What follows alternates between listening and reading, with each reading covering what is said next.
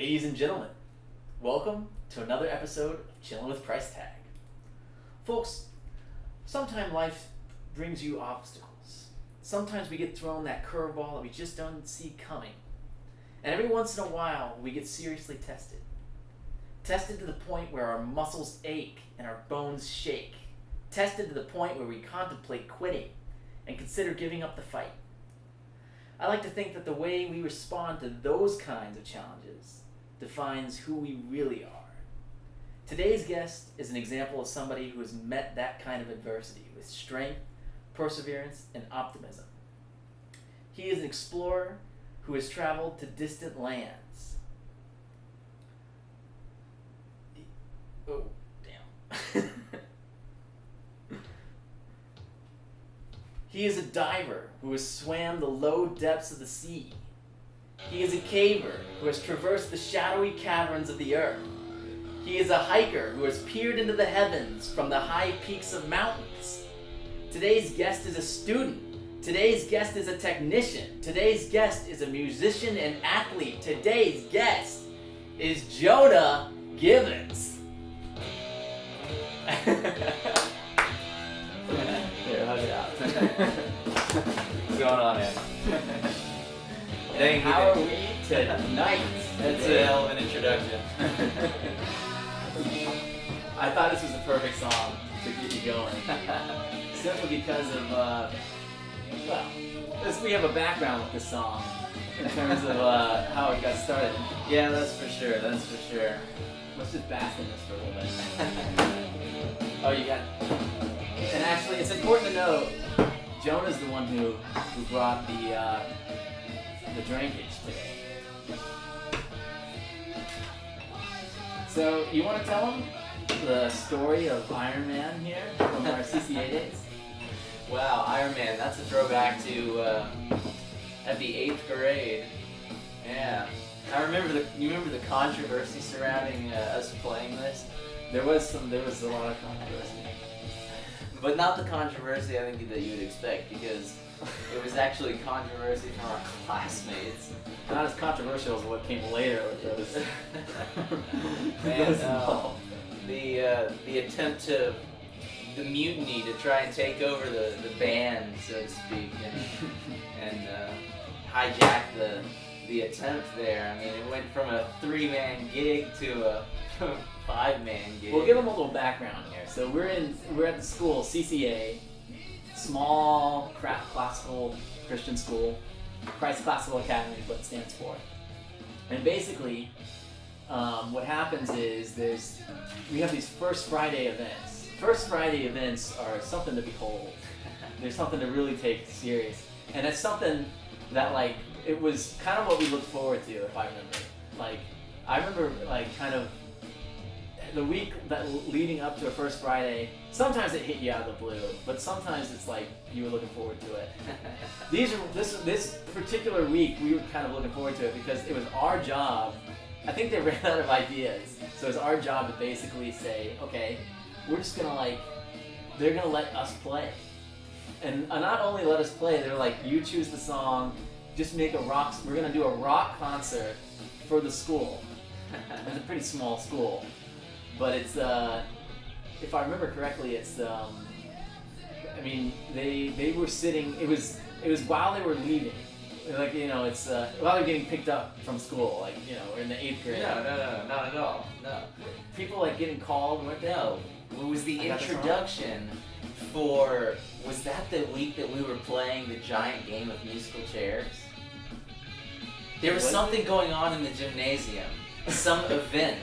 And remember, that was the point of those Friday events. Yeah. Is once a month we would get together, the whole school, and get in the gymnasium, and we would do something big. And that one time we were in the local newspaper because we did the giant game of musical chairs. That was the newspaper one. Yeah, and I don't remember that. I don't think that was the same week that we played Iron Man, but somebody recommended that we should try and play it. I think Mother Hill definitely had something to do with it, and she kind of put the word in, and it was just you and I at the time, and we decided to get James involved to play with us, James Yang, and That's when Was James Yang involved in this? he played the drums.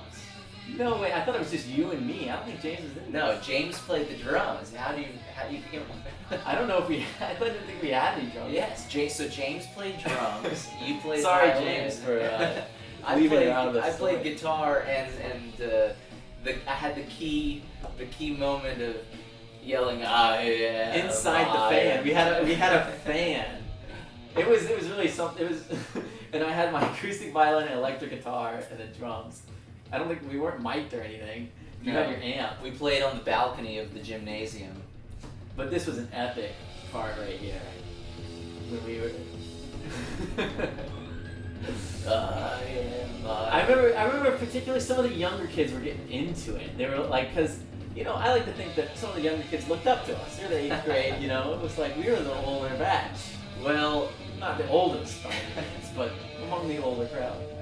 But we ran stuff. But let's be honest, that was, what year would that be? That would be 2007, 2008. Yeah, I think so. Yeah, 2007 to 2008. So that's a hell of a long time ago. It is. I mean, it's interesting that you remember with I remember the some of that kids. stuff. Yeah, I don't remember. I remember the one. kids. I think it Or was like the involvement of the school. I do remember that. Obviously, it was a great moment. I feel like I remember like a red rocking, like running up and down, rocking out, and somebody trying to sit him down or something. That's like every day of my memories of Red. Yeah, to be totally honest. But I just wanted that to be the song, because not only that, you went through something kind of traumatic earlier on here, and we were Don't talking we about, all? well, especially these days. We poured the drinks, but I don't think we had a proper cheers, so salute, brother. Yeah, so traumatic events. Well, where like, so you could probably tell my intro, there's all these allusions to like, you breaking your back, basically, right? I did. Yes, I did. I did fracture my back. Yeah. But the thing that I liked about you is like you kind of you pulled through.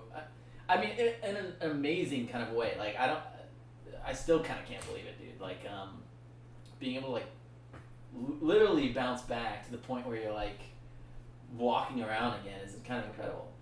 So I don't know if you want to tell a story, or if you've been telling the story for a while. Yeah, exactly. I've been telling the story for a while. No, well, another cheers to living long and happiness.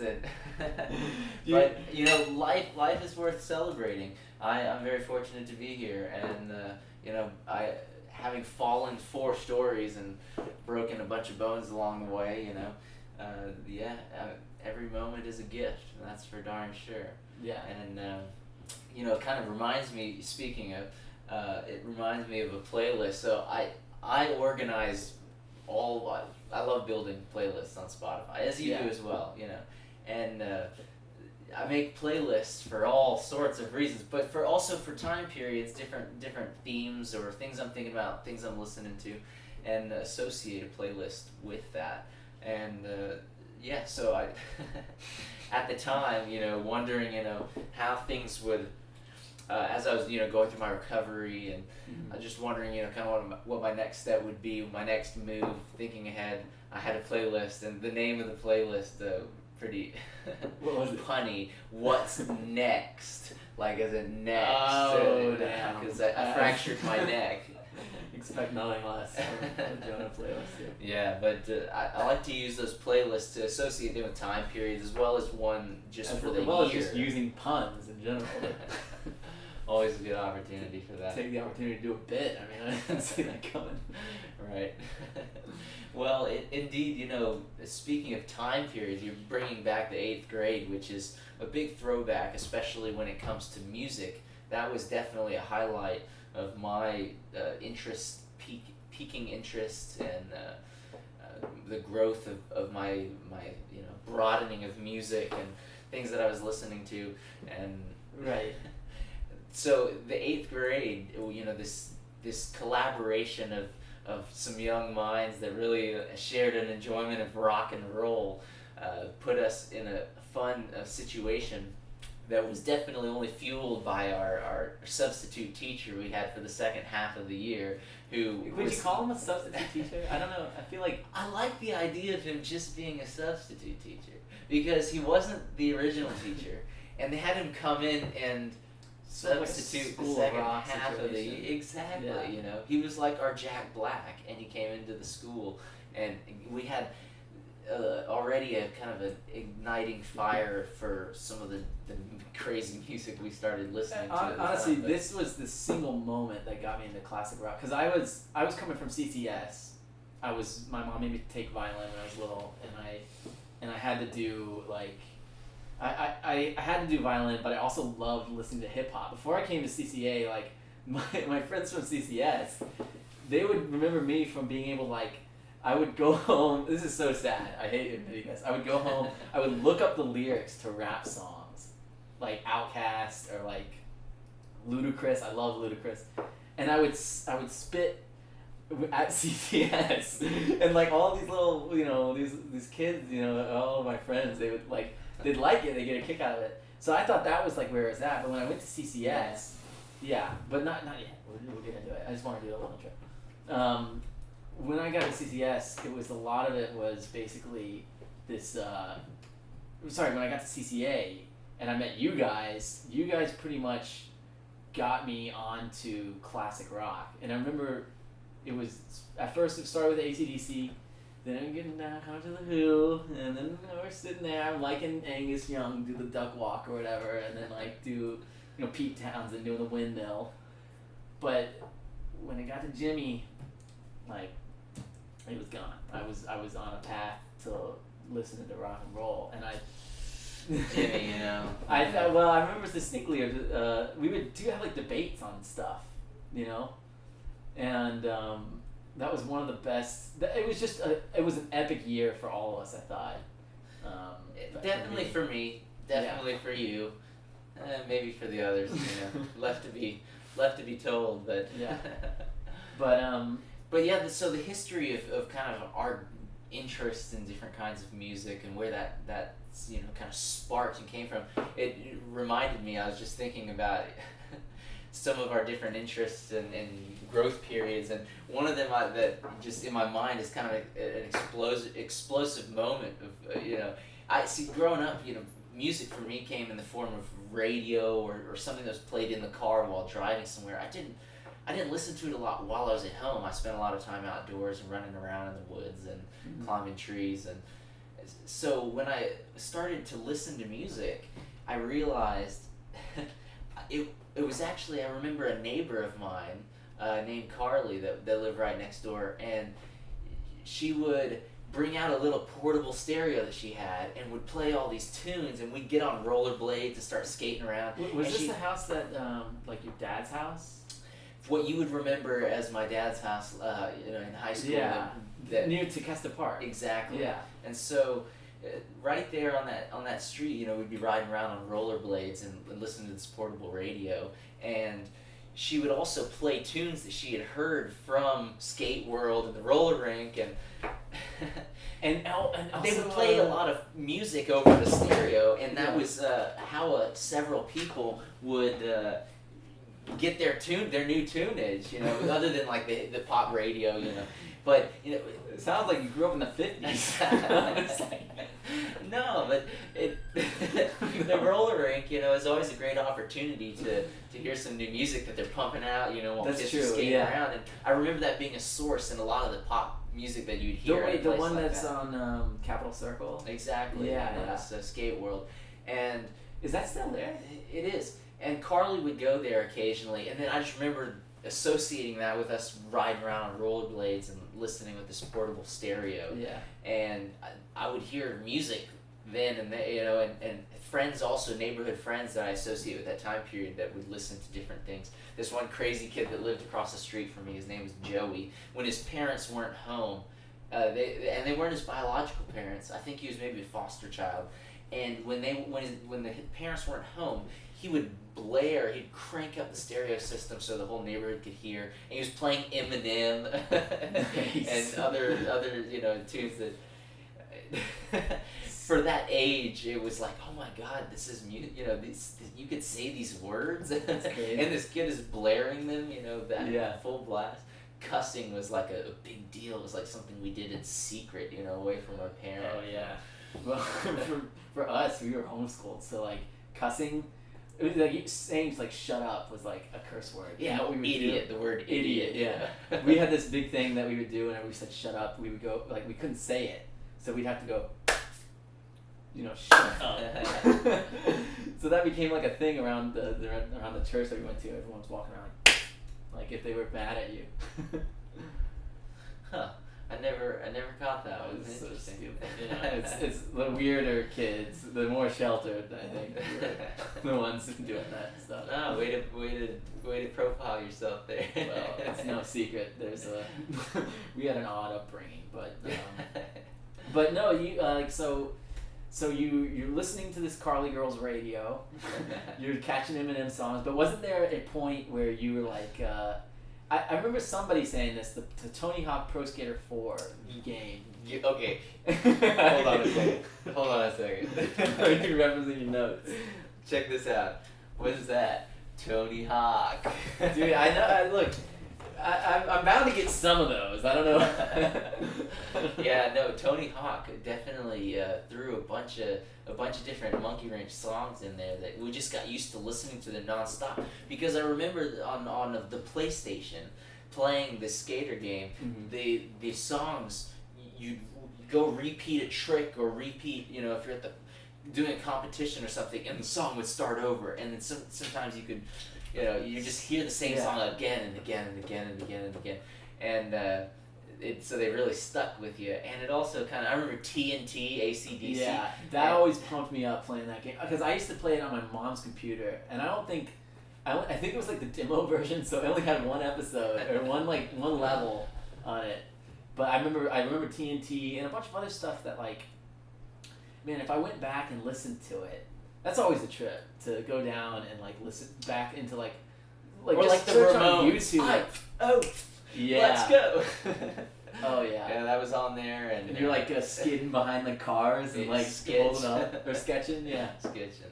That's funny. Yeah, those are great. And you know another source that occurred to me. I didn't have cable, but you just had the local channels that would show up on analog TV. Mm-hmm. Nickelodeon would have, some pop music that would pop in and out of there. We weren't allowed to watch Nickelodeon. that was one of the things. Like, Justin Timberlake showing up on there, like some. Are you kidding me? Come on. When they're first, still little kids at that age. Really, they were our age at the time. Isn't that kind of crazy to think suit about? And tie and all. A little later, but. Anyways, yeah. So I mean, I don't know. I really. You were a must to have on the show, and I really do appreciate you coming on because of, well, obviously you're one of my best friends, and you had a huge influence on me. No, the best friend. The best. I'm the best of them. I'm the best. I was talking to Steven Scarborough the other day on via Facebook, and well, actually, this is a tangent. I probably shouldn't. Oh no, absolutely! Because I was just recently speaking. I've been speaking with him quite a bit as well recently. So yeah, no. What you got on? Well, no, we used to play this Mario Party game, and Luigi's line used to be "I'm the best." Yes, and he used to say it like just like that. Yes, indeed. And we were screwing out on that, but you were a big influence on music, obviously, because of that class. That whole year, like. That turned me on to some. That actually just kind of is what made me pursue classical more. My mom made me do it, and I always looked at it like a chore. I didn't like playing violin growing up, but as soon as I started seeing these guys playing guitar, and I was like, that's pretty cool. And Pink Floyd has so much. Let's be honest about some of the relatable qualities of that as well. You see, Angus Young up there, and he's got a tie around his neck, but it's just tied off in a knot, and it's hanging out, and his shirt's untucked. We used to have to wear those uniforms, right? Exactly, and we're wearing these uniforms on Friday with the blazer coat, and now suddenly we're playing Foursquare, thinking of these AC/DC songs we've been listening to all night playing Tony Hawk, and Yeah. then here we are taking the button off of our blazer and popping our collars and unbuttoning the buttons and tying our taking our slow tie it down off. for some of the ladies in the audience. They might not be able to handle this. Like this is rolling our socks down all the way, ankles exposed. We were just joking about it before it started. They used to give us haircuts at school every now and then. Well, one time there was one particular. I thought it was two times where we were there was the Ben Stein time, but there was another time where we were it was some at least that was like the threat. There was always looming was the hair because maybe not from supposed to be the headmaster. He was probably. I don't think he had quite enough of the cojones to really push the rules or push the record. But nice guy, nothing against him. But brilliant guy, actually. He said the dude doesn't have balls. Now, meant nothing by it. But he wouldn't have pushed the rules on us too hard. Let's be Right. real there. On that rule, but he might have been the one to bring it up again if that strikes a note with you. Yeah. No pun intended, but and headmaster Bill. What was his?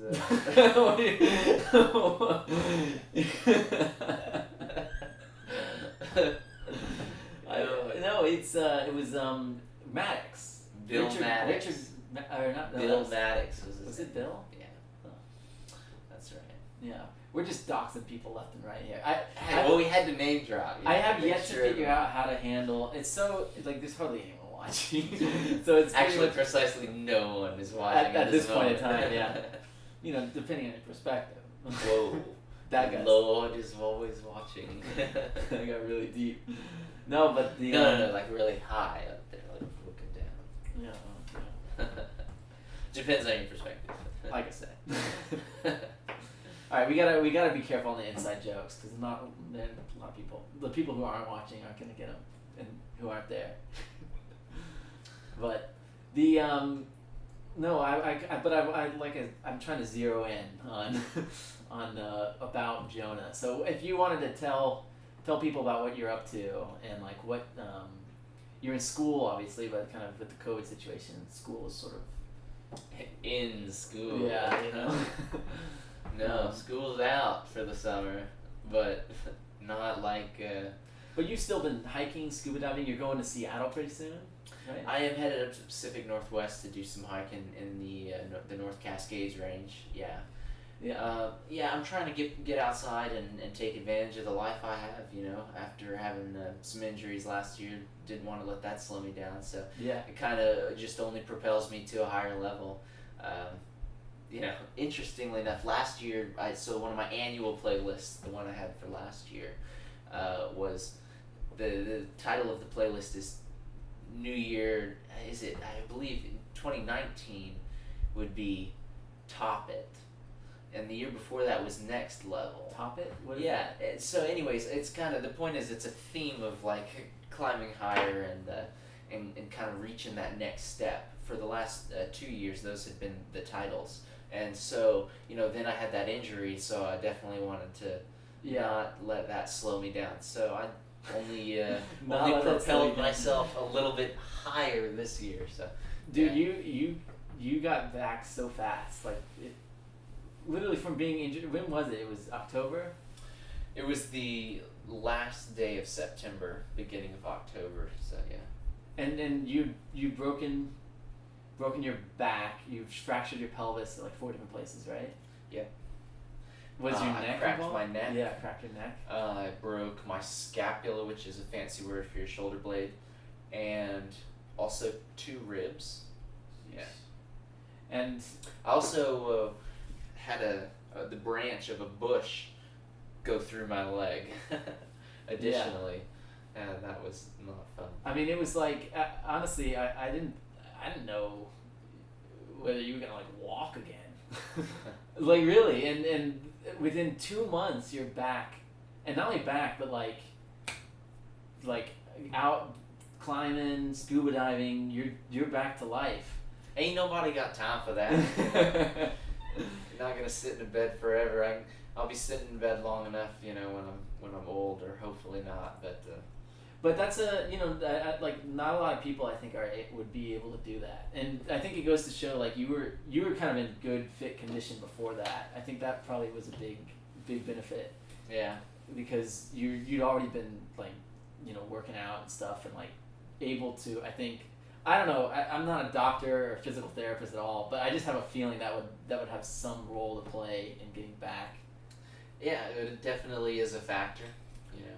But I mean, obviously, I feel like the biggest thing was just your kind of like I don't know, like drive, like attitude. Yeah, attitude to have like is the I'm doing this. Yeah, attitude really does make a difference, and on the theme of music, music can be a support for your attitude, you know. Yeah. And that's one thing that I also enjoy when I'm developing playlists is kind of the mood and ideas that go into that time period or that theme or that playlist, and sometimes those songs and what they evoke, the feelings and emotions and thoughts, the things that I associate with them, that are evoked by the music, work together when you play them, in a playlist, and you're going for that mood, and the music kind of meets you there, and it relates to you or you relate to it in this relationship, so you feel some comfort from it, and also in some instances you can feel some motivation by it, Yeah. So yeah. For sure. I mean, it. I remember when we were in Nicaragua. There was a moment I had where it was like, I don't know, we were doing something with shovels, and I was shoveling some shit, I don't know what it was, but it was something where I was like shoveling, and I remember I was listening to music, because I had headphones and I was always listening to stuff, I think, and I had my iPod with me, and I remember, I'm not sure if it was in that moment where I was listening to it, but I remember hearing music like in my head. I don't know. I don't want to get Nicaragua's crazy. Lots of stuff happens, but I remember I felt like there was a moment. Song? Well, like I hate saying Rolling Stones because they're not very religious or whatever. But it was that song, "You Can't Always Get What You Want," and it was an odd one, but it was. I remember thinking. When the drums come in, and like it kind of keeps on going, and it kind of just continues. Maybe we can listen to it, but like, I remember feeling in my body like this, like I was so tired of shoveling the shit, and then I was like, no, you know what? I'm gonna keep on going, and my body was just like, it's like you're working on a transcontinental railroad, except since you don't have headphones, out there, you probably start whistling, humming a tune, or singing it with your It's the same when I'm like running or anything. Like even like I don't do a ton of running, but when I do, if I listen to stuff, it's like I dare not stop on a part in a song when it's like really going at it. Like what kind of person would like you just can't. Like I don't care what the body is saying. Like the song is going. Like you gotta go. Exactly. Well, speaking of going, I have something to share with you that'll kind of and it goes right along with running too. I've listened to this song before when I'm jogging. Yeah. And so I'll get it queued up here. Does this require you to? It's a stupid thing. My middle button is broken, so you got this little thing here, and you just go, and that kind of gives it back to this.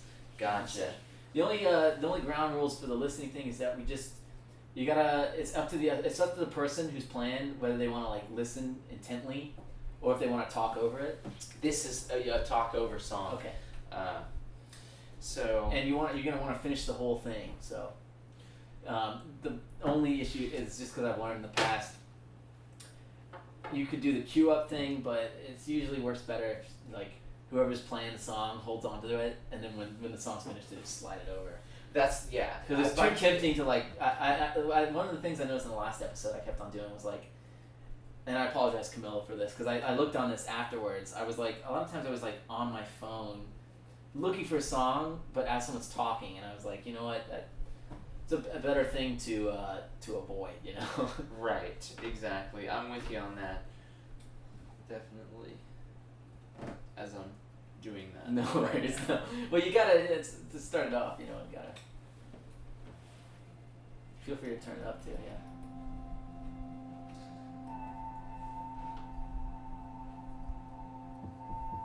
Open Eye Signal by John Hopkins.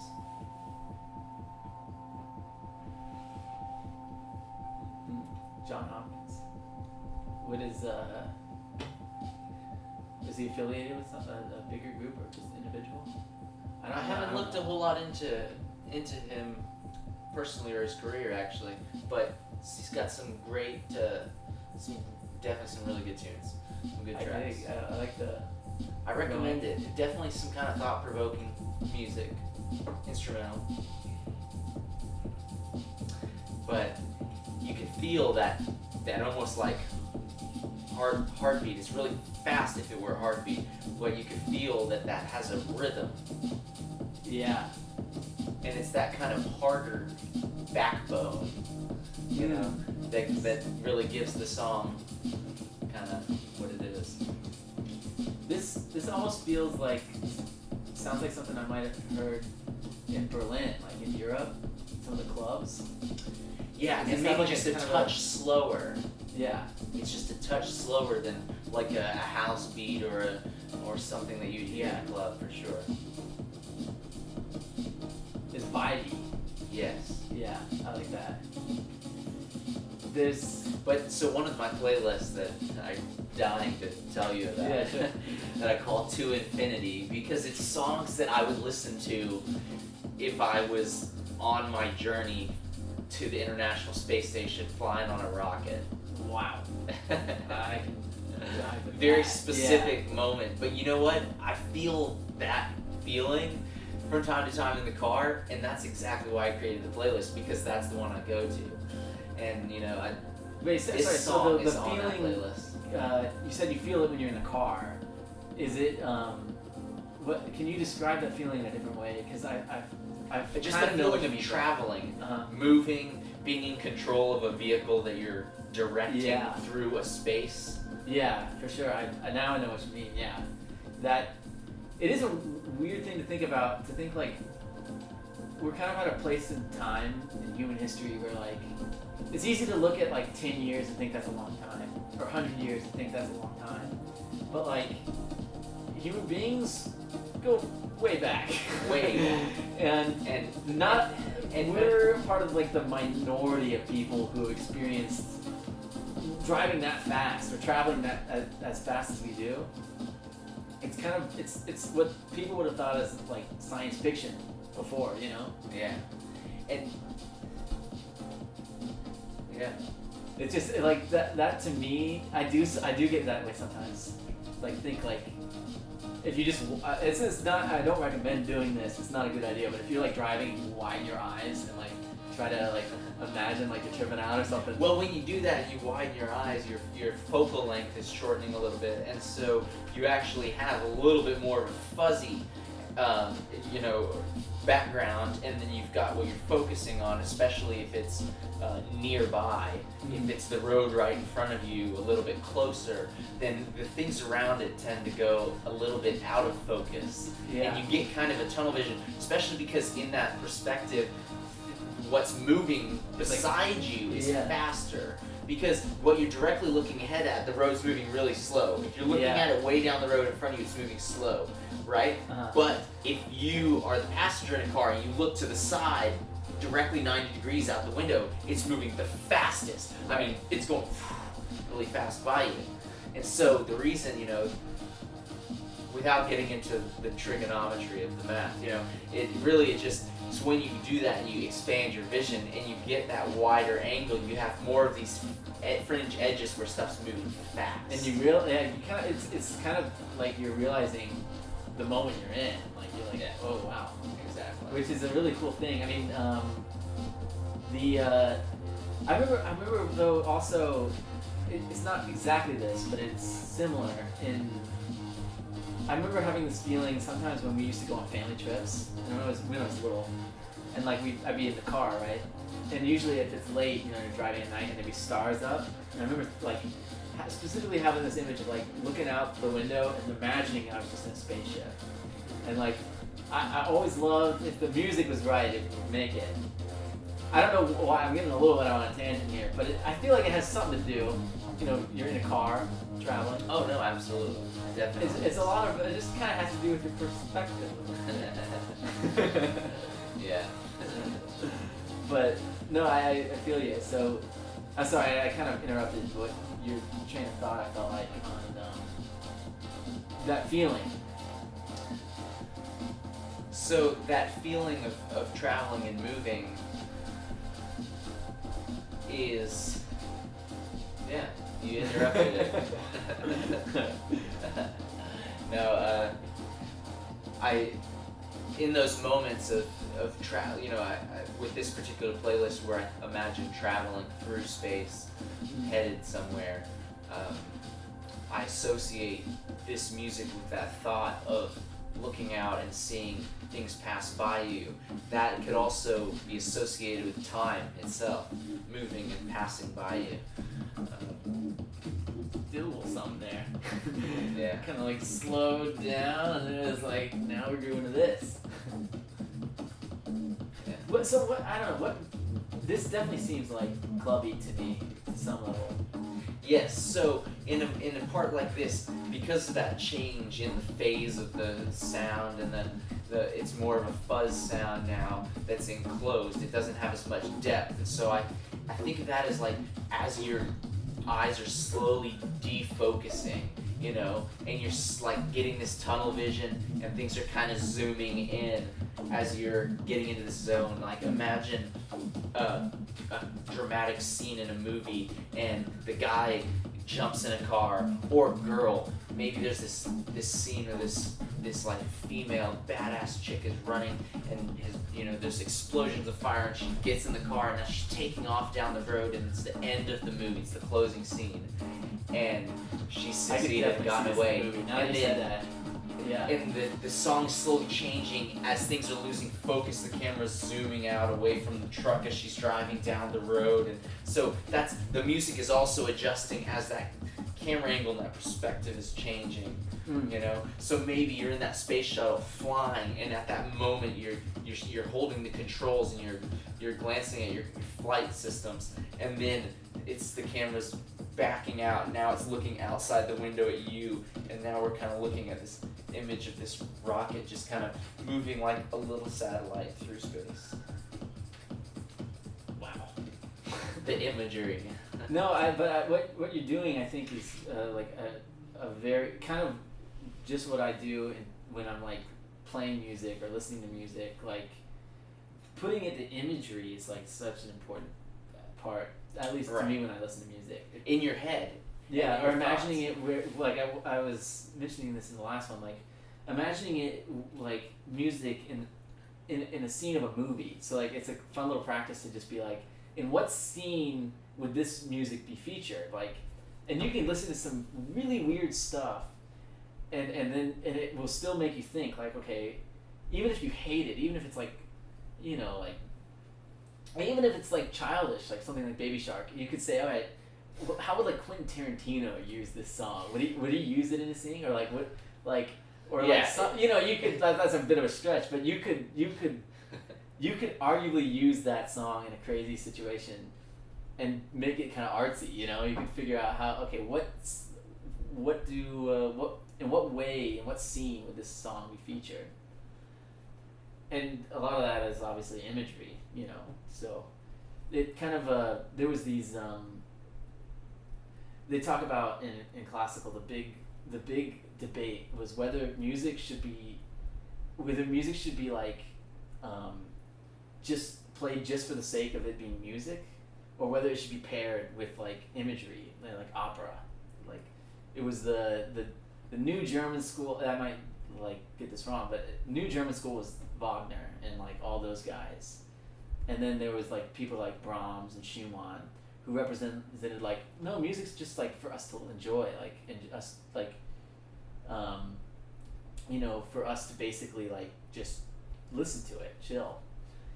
And I like both. I find myself liking both more and more. I used to much prefer the idea of putting music to imagery, like exclusively. But I've kind of these days I don't know.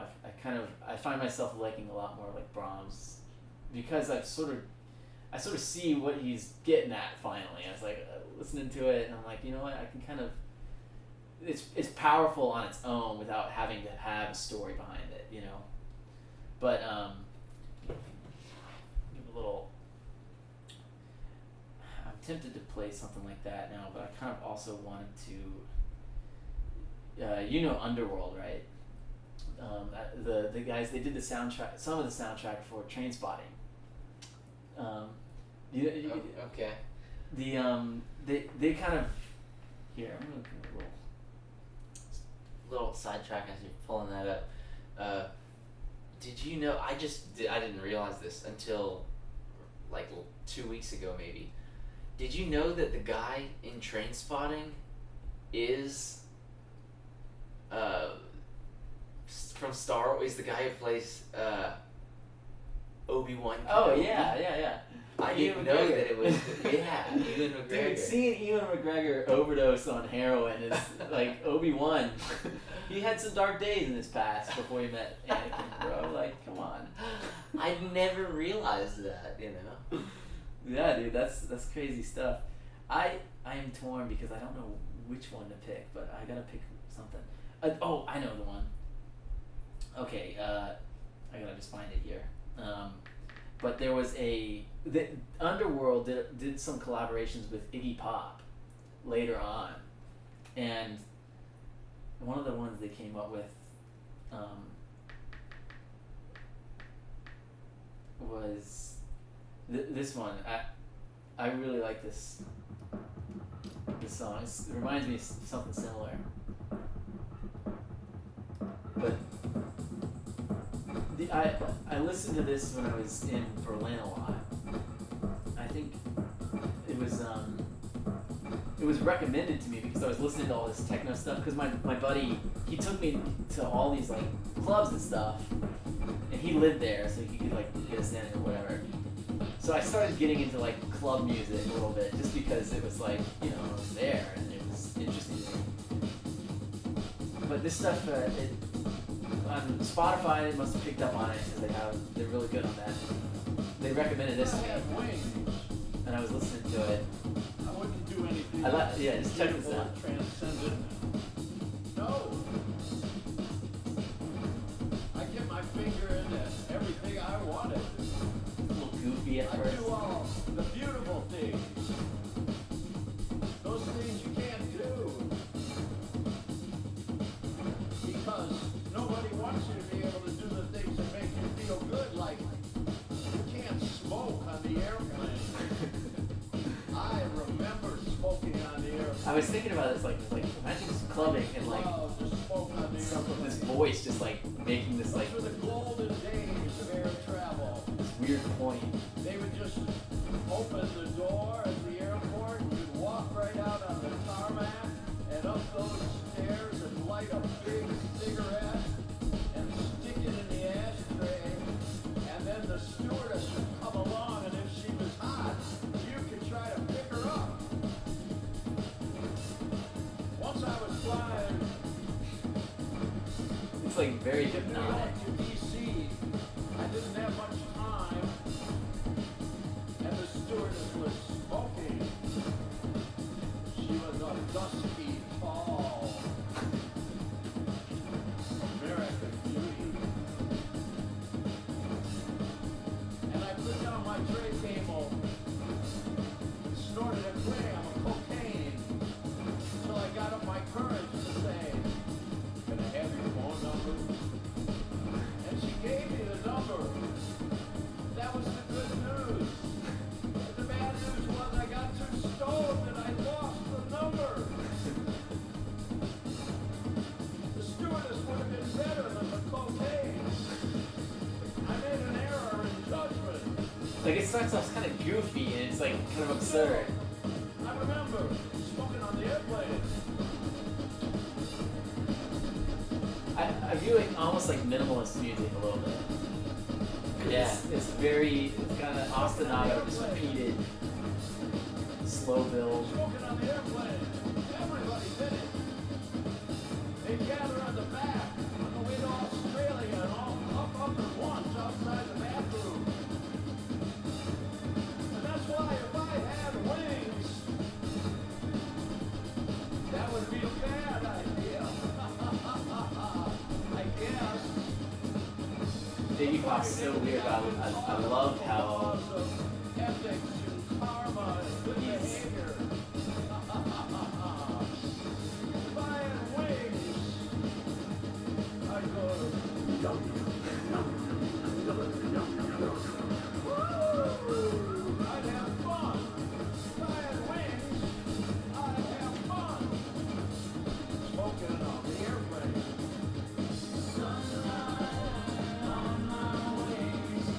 anyways, it's an interesting one. Because I think what he does is actually, he starts off with this absurd idea, and then he starts making this point a little bit later, which we haven't heard yet, but I think what it is, well, I'll wait. I'll wait to see if you can hear it. You can't do that. You can't do that. You can't do that. Teenage boys used to hijack the airplane, send it to Cuba. Castro would charge 20 grand. The airline would get your airplane back. He had a good business. You can't do that. You can't do that. It's over. You can't do that. You can't do that. It's over for the liberal democracy. You can't do that. It's over. You can't do that. Here comes the jungle. You can't do that.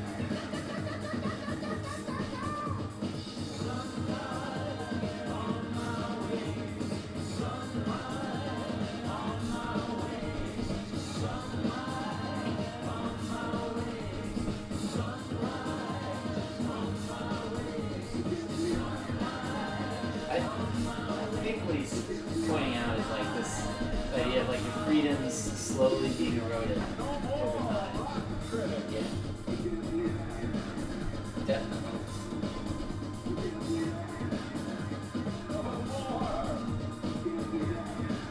European ideas of good and bad. It's Only a vengeful God does not allow smoking on the airplane. You can't do that. You can't do that. You can't do that. There will be no revolution. You can't do that. And that's why you can't do that. It won't be televised. You can't do that. I love that. What was the last line? There will be no revolution, and that's why it won't be televised. Because it was based off that the famous Gil Scott era on Revolution.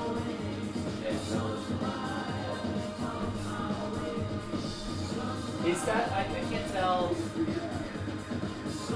it's sort of this like, I've noticed it in a few of his songs, and a few of his collaborations with this underworld group. It's kind of this attitude of like, you know, kind of a little bit of despair from how far we've gotten in society in terms of like, you know, just, and I think there is a sort of nostalgia Wings. to a better time, you know? Yeah, but there always will be, you know. Yeah. People will always look back on years in the past and reflect on them, and in many cases remember the positive thing. And that goes back to our other point about, you know, humans been here a long time. Yeah. And, you know, the truth is, there's nothing new happening that hasn't already happened. Nothing new under the sun. So, and that's really just because we've been here so long. You think, you know, there's actually a psychological tendency that we have as humans to think that what's happening right now, because we have such a small, limited understanding of time, we think that what's happening right now is like the worst it's ever been, and that things are just getting worse and worse and crazier, and or that, you know, that somehow we're progressing to some pinnacle that we've never been to before. You know, when in reality everything has happened in one way or another in different ways and forms, and you know, that's just part of the ebb and flow kind of how things happen in societies. And kind of a deep history. point. You mentioned everything's happened before in one way or another. Right, you know, so that's why, you know, when you say, well, we've reached a point in society, we've progressed to a point, But just kind of think, well, what, you know, it's like an oscillation and a wave, so we kind of... You don't mean it's like in a karma kind of way. You mean it like everything's happened before. Well, no, just in the sense that in Stuff like this. you know, in the vast, you know, thousands of years that humans have been around, Yeah. you know, or however long it's really truly been, you know, however many 5, 10s, hundreds, thousands, millions that humans have been alive. That's an enormous amount of time for a lot of things to have happened, societies to be built, and you know. Yeah. So, and only a small portion of that is recorded history as well, right? So. Do you remember did you see True Detective season 1 with Matthew McConaughey on HBO? No, I haven't. There's this kind of this theme throughout that first season that's he says like life is a flat circle, and he's like the character is sort of this dark, mysterious dude. He's a detective, right? And the whole point is like he's super cynical, and he's got this super like kind of this really dark mindset, and he's like he believes that there's karma and that you're reborn, you're reborn again, but you're reborn in the same life again and again. You don't have any power to change your decisions or do anything, but you don't remember anything. And it's like this sort of this weird like hellish version of that idea. He's like you're born again and again. And I don't know, for some reason you mentioned something that sort of like kind of, I don't know, got me thinking about that, like you know, Detective. Dude, that's crazy. You haven't seen True Detective though. That first season is super good. You should check it out. No, but I always thought I would be a pretty good detective. Why is that? I don't know. Just had the feeling. I have a good wit about things, you know. Just things kind of come, you know. I don't know. Well, kind of a situational awareness, you know. Walk into a restaurant and you just kind of get that feeling, you know, something's happening here, and what it is isn't exactly clear, obvious, you know. and that kind of reminds me exactly of that song, Government Mule song, right? So, Government Mule. I thought you were talking, you know, Buffalo Springfield, for what it's worth. Something's happened here. It's not exactly clear. Not exactly obvious. There's a man with a weapon. Don't step on my grass, Sam. Yeah, but it's the associations and directions. Yeah. That we get to go. Let's see. So, yeah, I'm interested. What you got lined up here?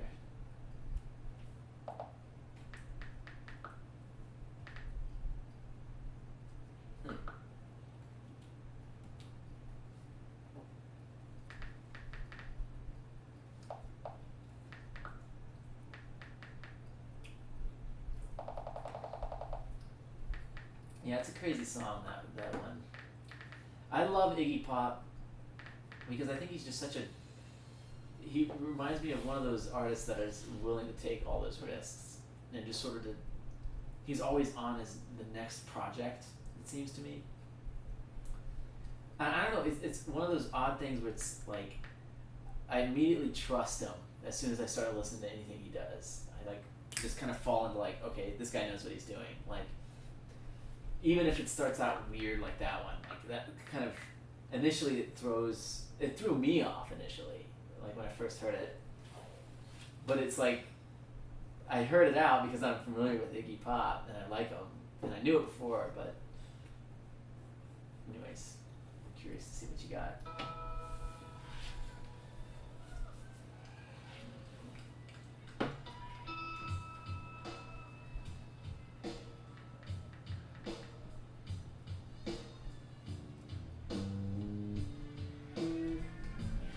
Nice. Whew. Now you're getting some 70s styles. Can you help us out this evening?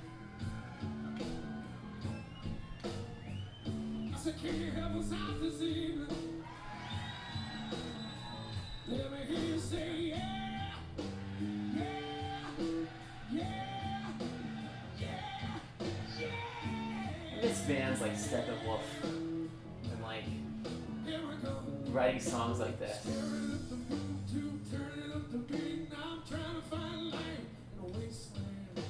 Searching for a program gonna deal with marriage, ready for a trip into the headland. Obnoxious Joe comes on the screen, along with his guest self-righteous self. Some old guy that doesn't count. I used to have this in a playlist called Feel Good. I love that part of it. It reminds me of Led Zeppelin. Harmonics. yeah, Dazed and Confused.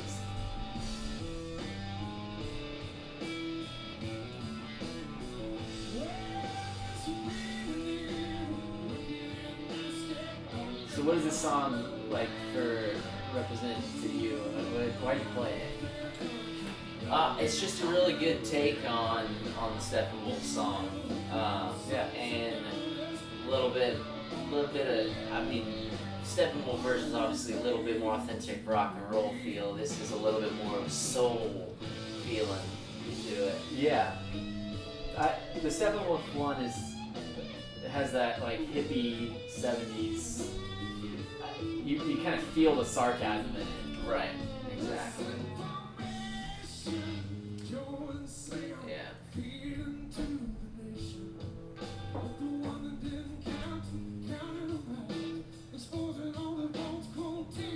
But man, you got me thinking about Buffalo Springfield now because of the reference, the for what it's worth, the reference Yeah. there. It's a good one.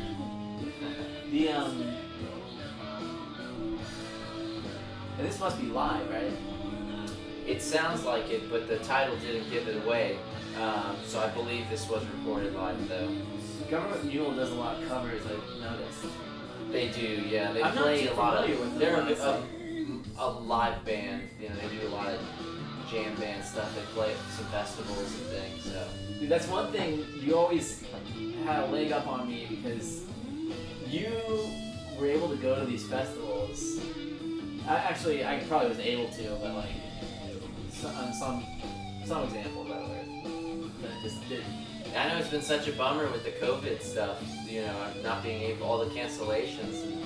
It's been a long time since I've had a chance. I hadn't you know. even thought about. You know, a long time because I also couldn't go to Halloween because of my injury, so I missed that music festival, which is a favorite of mine. But is Government Mule like one of the bands that would play it and something like that? Yeah, they've played at like all the they played at Wani, I believe, and they play at some festivals like that. Wani was the one I was trying to go to. Shut down. First, it's shut down. Yeah, they don't do it anymore. Wow. When was that? I don't remember. I think the last one might have been last year or the year before that.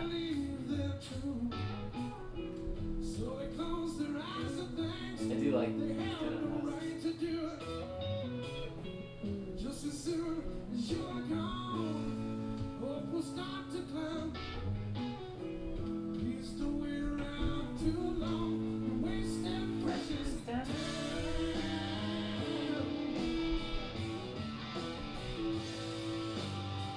Yeah. I'm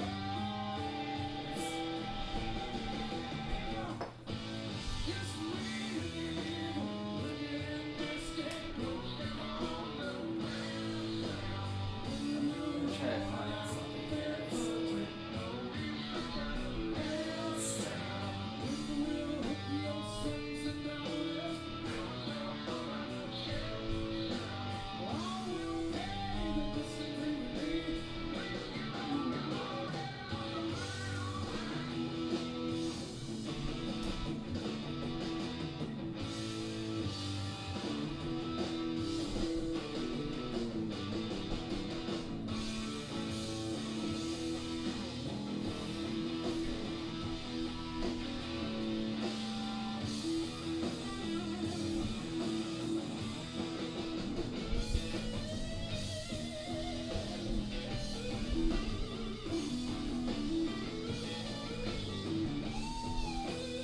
Are you familiar with that's the one I wanted to show you.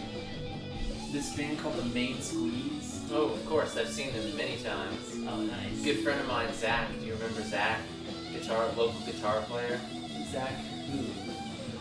Long. Zach Long? Zach Long. Is related to Dave Long? Grant. This is his brother. Oh. I don't But know you'd I know what thought I'm you talking about recognized because we the song. jammed before. You've jammed with him. Back when Barnacle Bill's was open, he would go up there and play weekly, and I would go hop up there one time. I think one time only. I hopped up there and jammed with him a bit, and we jammed in a couple people's houses. Much better guitar player than I, but yeah, he would run into them. I think he had a friend that was pretty closely linked with the band, so Yeah. I mean, it's it was actually Aaron's dad sent me this video of them doing a cover of "Have a Cigar." Nice. Have you seen? I've heard it. Yeah. I've heard that song played. It By was- the Main Squeeze live. I heard them cover "Have a Cigar." Yeah. Well, I wasn't too familiar with them. I knew they're from Indiana. They're Yeah. from Bloomington apparently. And there was one night where I was out about and they were there on like a Friday night. I was about to go see them and I didn't end up doing it. I kind of want to listen to. Let me see if I can pull it up here. The Main Squeeze. Well, I kind of want to see the video, or show you the video at least. Also, side a little hack for YouTube here. Don't ever use the app. Always the Safari browser or whatever browser you got on there. Because if there's an ad, all you have to do is click refresh and it skips it. I've never listened to ads on YouTube because of this little hack here. Word to all you would be YouTubers out there too. Content consuming YouTubers, not creators. The Main Squeeze. They have a really fun jam that immediately came to mind when you said that. It's called #WWC. WWC? Yeah.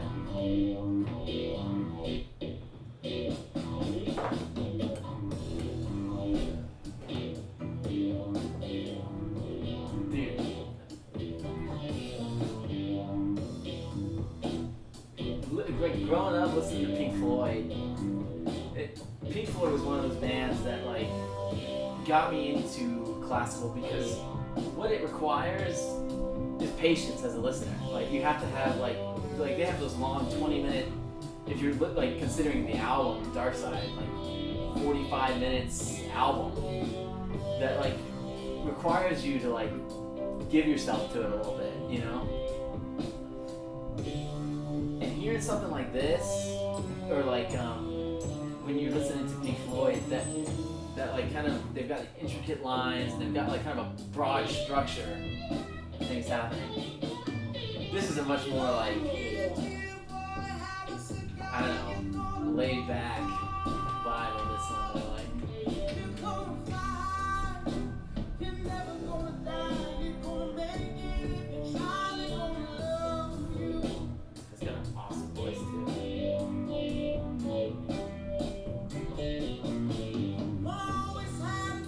What was it about Pink Floyd that kind of got you initially? When you first, was it around high school or before? No, way before. This would have been back in 8th grade days when I started really listening to a lot of Pink Floyd due to Mason. I'm trying to remember what album initially hooked me. Well, I remember in high school you told me about a story about you going over to walking to school and listening to Welcome to the Machine. Do you remember this at all? Walking to school? Like walking to the bus stop. Yeah. Do you remember this? Yes. I distinctly remember that in Pink Floyd. In high school. Distinctly remember listening to Pink Floyd a lot in high school. Constantly, actually. Yeah. From that album. Have you seen the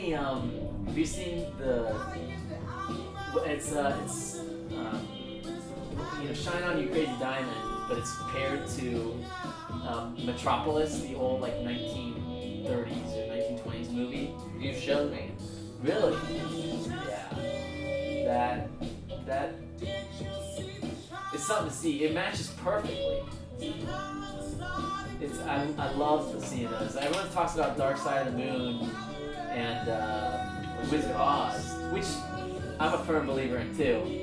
The initial one, but this one really maybe gives that one a run for its money. Metropolis paired with Shine On You Crazy Diamond by Pink Floyd. YouTube it. Can't go wrong.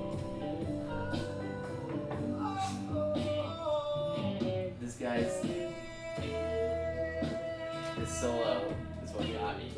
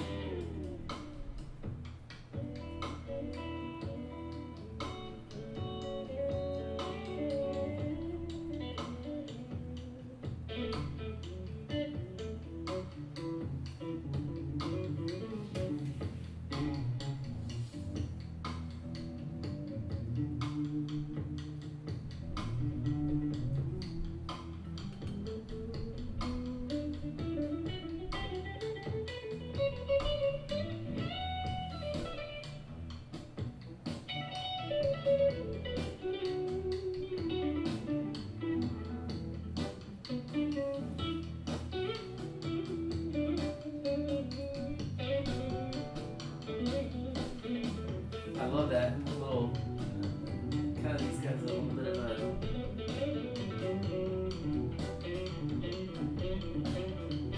little technique there. Kind of well, now he's just going.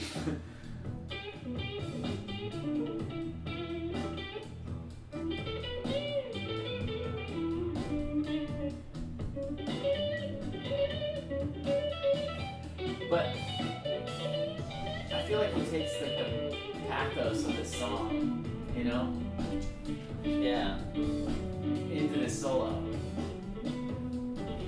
That's an interesting way to think about it.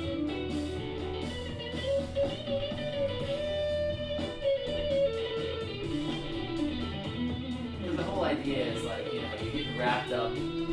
Welcome to the Machine. It's like you're getting sucked into the industry, I guess is what he's talking about, music industry.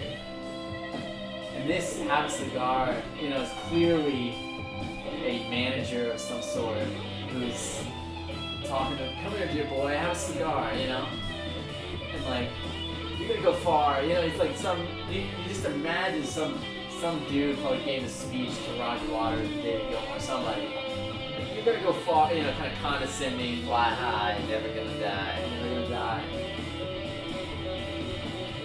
It's all about them making money, though.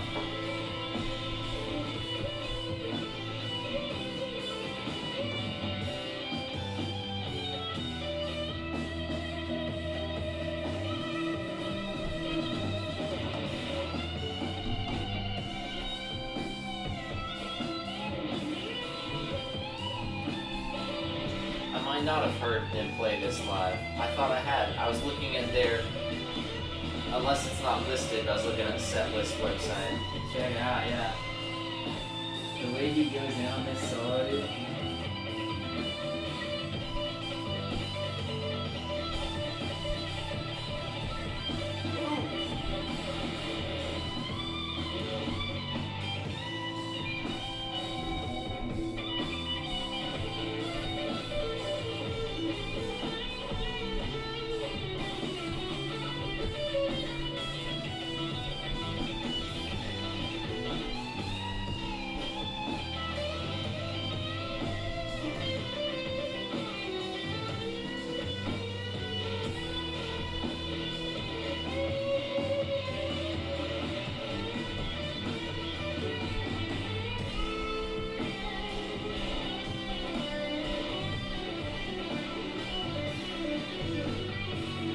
I remember I was listening to it and I was like, you know, I've heard Have a Cigar and I admit, like I had a sort of a judgment on it. I was like, oh, Main Squeeze, like I know this band, like, you know, I just had it on in the background.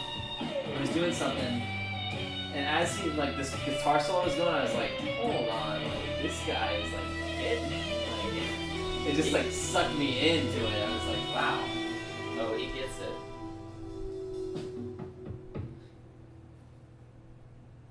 He gets it while he can. All the girls around him say he's got it coming, but he gets it while he can. Yeah.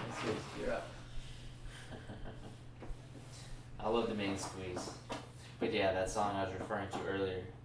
Hashtag WWC. Yeah. Whiskey, women, and cocaine. Is that the one? It's a jam, but yeah, when they play that one live, that's definitely a solo haven. Mm. Oh lordy. So, what this year can you thematically describe musically? You know, generalizing like a time period, if you were to think just maybe about this year, some of the 2020. things that you've listened to. Now, just think broad, you know, instead of specifics. You think you generally listen to more happy songs or more sad songs?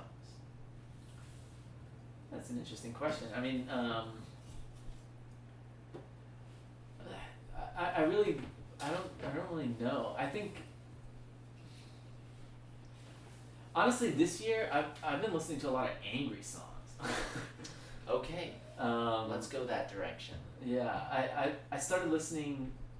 You know, Brandon came on the podcast, and Brandon, he said an Is interesting Brandon associated with the angry songs? thing. You were trying to play therapist on here?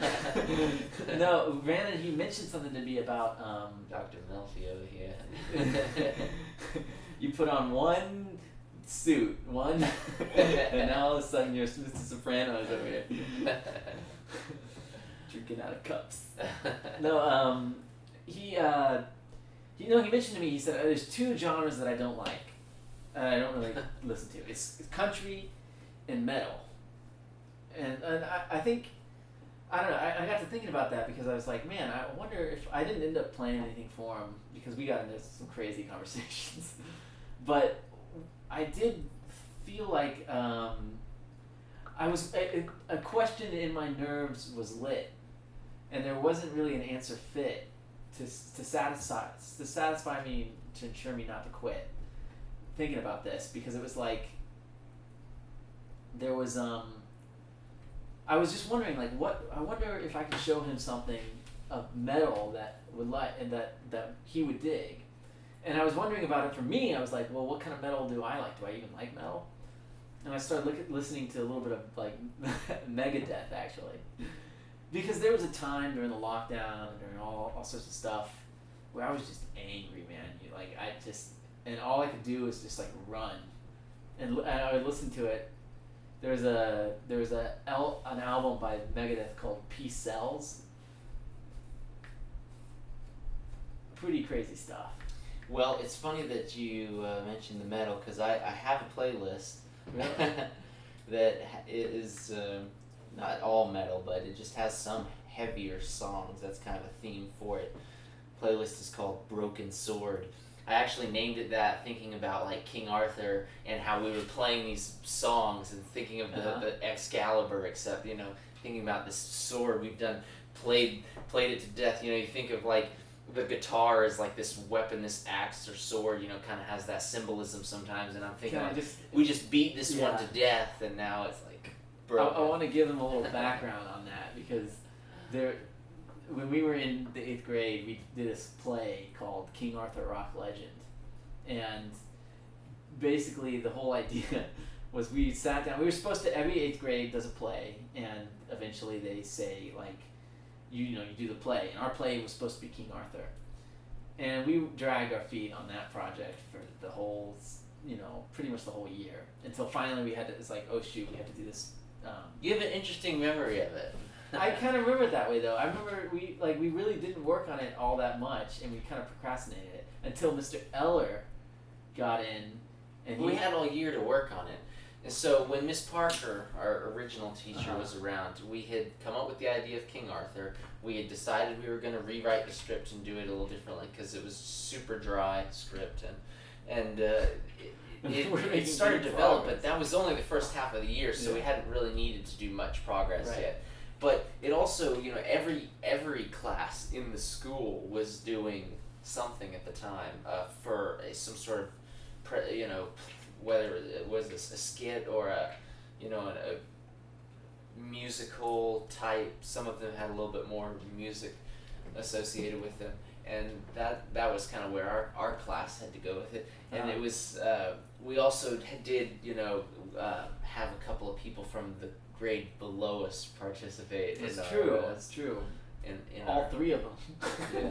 And it was unfortunate that their teacher did not. We didn't get a whole lot of easy access to planning in advance of the play to involve them. We did some planning, but there was a different feel, different vibe to the portions of the play that they were in charge of. So it's kind of didn't really flow as well, but the process was sort of went how it probably would have gone, because we were into it, but there was it was like, I remember once we got going, it started doing its own thing, and we sort of had a direction for it. I remember it didn't really end all too well, but anyway, basically it was this play. And when Mr. Eller took it from King Arthur, once he said, it was his idea to be like, what if we did this? And I remember him sitting back and just sort of being very, content with himself that he'd come up with this idea. He said, what if we did King Arthur Rock Legend? And I remember thinking, all of us, like, we lit up, because suddenly now, we weren't in on this thing, we were dragging our heels on it. And then, all of a sudden, once we heard King Arthur Rock Legend, we were like, oh, we could do so much with this, Yeah. And it was great. You were King Arthur. Yes, I was King Arthur. I was... I have pulled ye Excalibur from thine pedestal. You played a killer Stairway to Heaven at the beginning of it. To die over.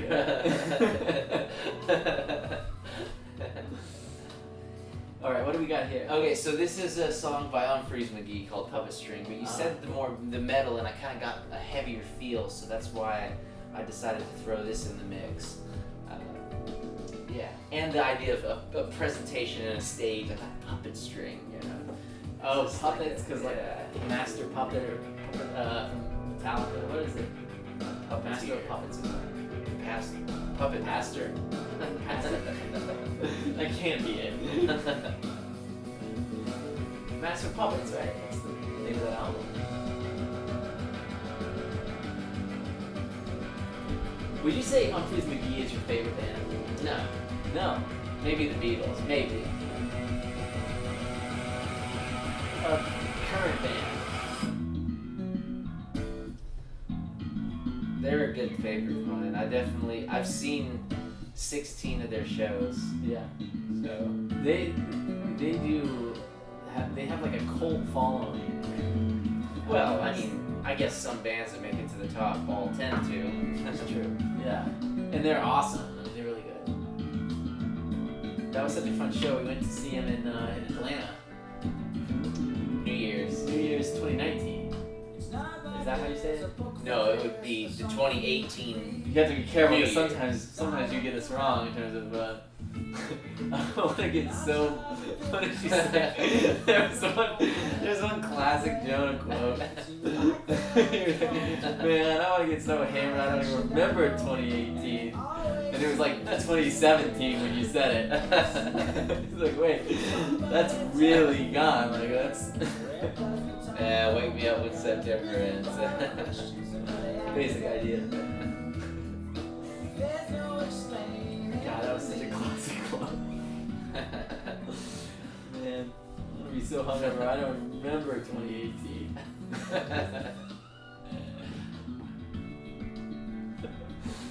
The whole year later, it's just gonna be. Wasn't wrong. I don't remember any of it. Just kidding. Which album is this from? It's called Similar Skin, I believe. They may have played it before. Yeah, you may. Oh, I know this song. The album. This is off. No Diablo's off this one. Yeah. I love that song, No Diablo. There's some good versions of it. I love all I love the song, yeah.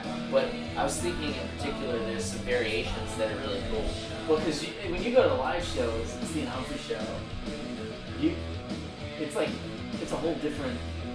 They're primarily a live band, Yeah. so everything is about the show, the experience. They have a very what's the best way to describe it? They have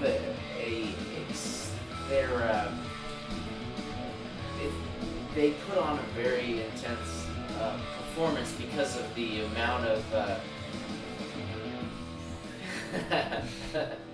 what's the word? No, I'm just kidding. They put a lot of work into the shows, and Because the amount of what?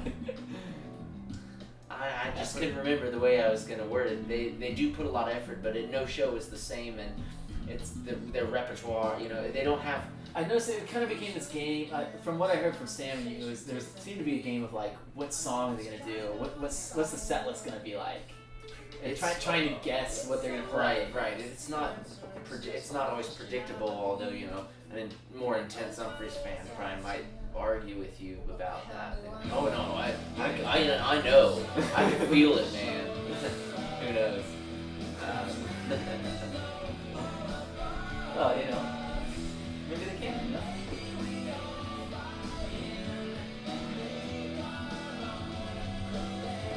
I'm curious about the name of that Metallica album.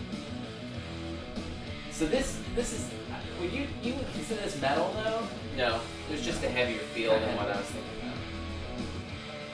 Master of Puppets. There is a Metallica called Master of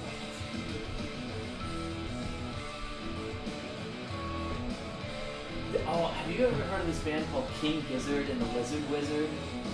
Yeah, actually, I think so. I have to keep referencing my Spotify because that's where I've got stuff that I've listened to before. Discover Weekly is always throwing new stuff at me, so I'm learning and finding new artists all the time. The King Lizard one that you're describing sounded familiar, but It's King Gizzard and the Lizard Wizard. I'm thinking King Lizard like drinking out of cups. With the balloon hands. Just to walk down me on the walkway.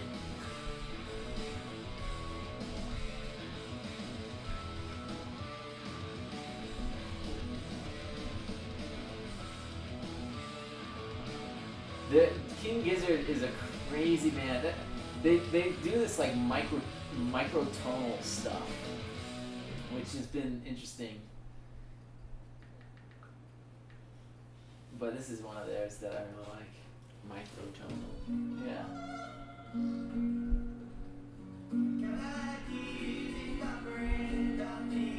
It's got kind of a weird, trippy melody. They're very like kind of a trippy band, I guess, but like metal too. I feel like. metal band until a group of bass players from IU, of course. Who? These bass players. Who? I'm not gonna name names, but Who? Just a joke. they basically showed me this video of like them like doing the screamo stuff. I was like, it can't be the King Gizzard that I know. But then I heard something like this. I love this stuff. It's like very driving and like sometimes when I'm running, I'll throw on a little King Gizzard.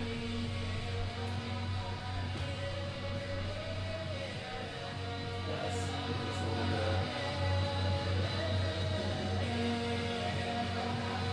And they have that fuzz thing going on. With like their voice too.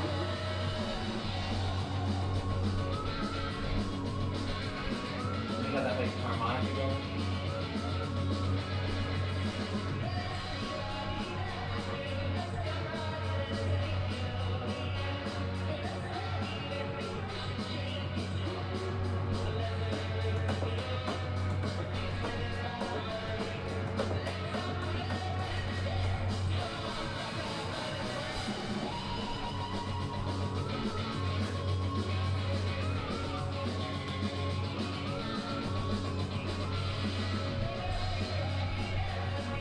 It's a very like it's an upper.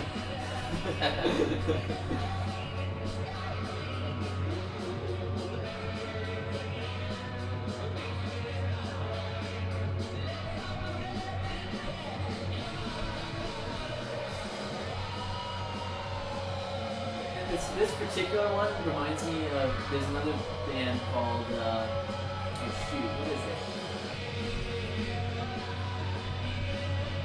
it? They gotta be similar.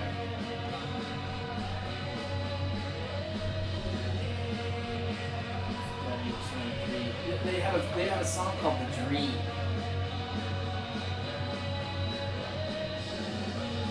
Oh, VOCs, that's what it is.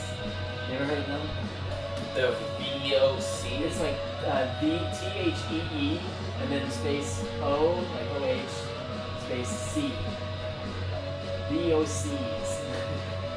They're a little too much for me, but they have a song that I really like called The Dream. The Dream is really trippy. But it's very similar to this. And then, like that kind of that like howling like in the vocals over this like driving thing that's going on.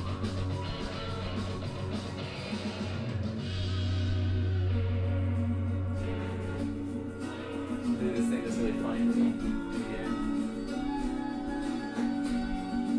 It's like, wait, all of a sudden they're just like, it's like yodeling type European, you know, kind of a happy gnome land. Don't answer that. This is. It's like, what? It's like someone put their finger on the record. Yeah.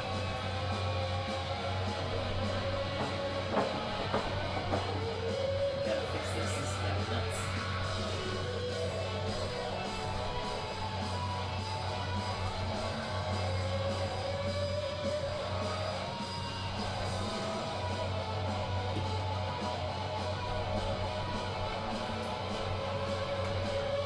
They have some fun live shows too. I've never seen them live, but like on YouTube. Look like there would be one band I would love to see. I really like them. It's cool. If we get to snag a piece of your gum. Yeah, sure.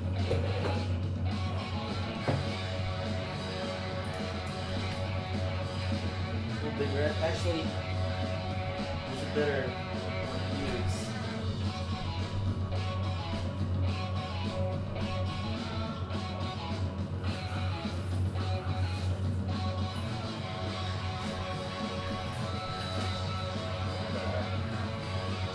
This now.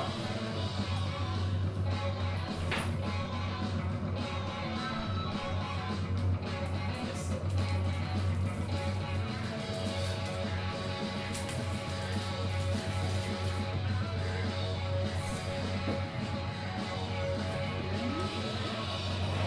Want a stick? Stop.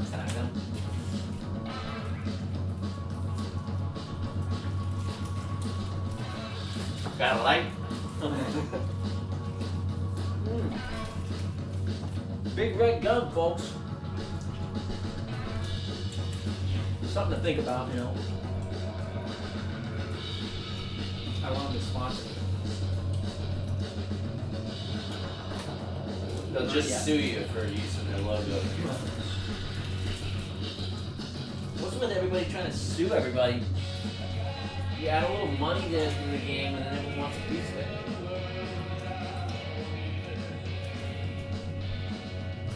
How strict are you at enforcing this? Third parties for musicians only. I've been told so many times that it's like, it's my revenge up here. People not. I actually don't even know where that thing came from. I think my brother got it. But it's perfect.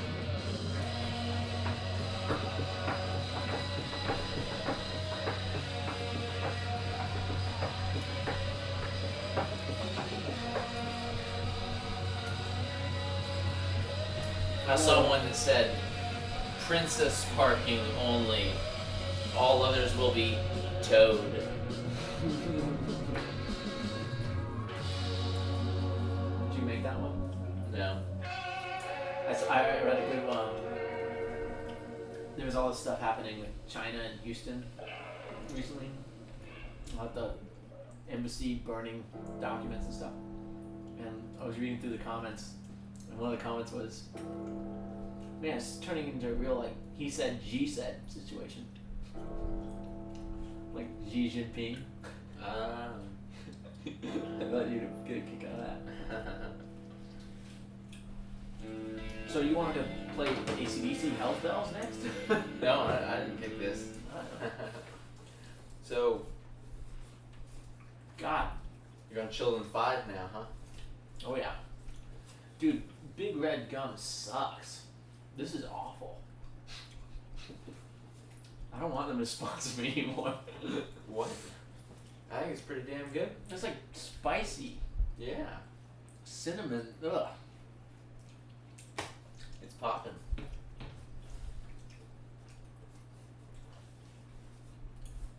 Oh, this is horrible.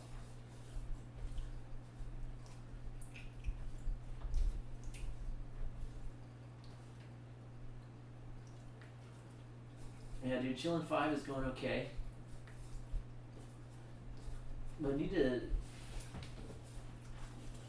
to come up with a better way. And one thing I've noticed is that after people play their songs, I don't have a good way of logging it.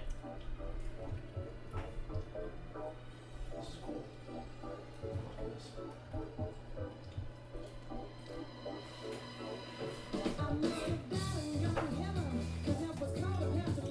Funky.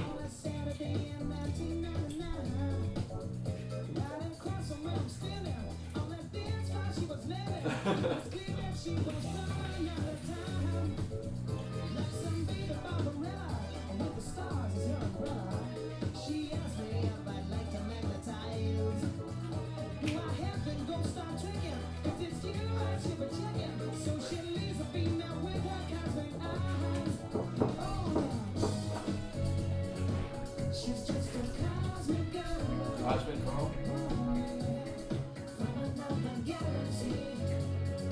Jamiroquai. Jamiroquai. Jamiroquai. That's how you would say that. Jamiroquai is amazing. Does it ring a bell? Not even, you'd remember Virtual Insanity from If I've heard it, I've heard Napoleon it from you. Dynamite. Is that No. Is it Virtual Insanity that's in No. Canned Heat is the song, the Jamiroquai song that's in Napoleon Dynamite. That's the one that he dances to for the school talent show. Dude, I haven't seen that movie in like forever. I really don't know the last time I would have seen that. Probably freaking sweet. That's one of those like, I don't know. That's one of those movies that didn't quite. Seems like it didn't stick with the masses after a certain point. It stuck with certain masses. Certain masses.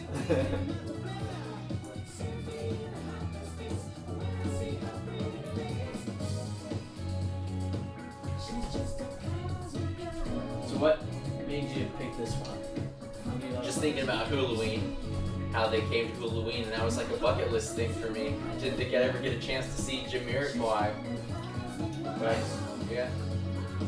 And you saw him? Yeah. I saw him. It's a one person? Yeah. It's a one person. Well, they have a full band, but it's kind of a one-man show. I can't remember the fella's name. But he wears a crazy mask on stage.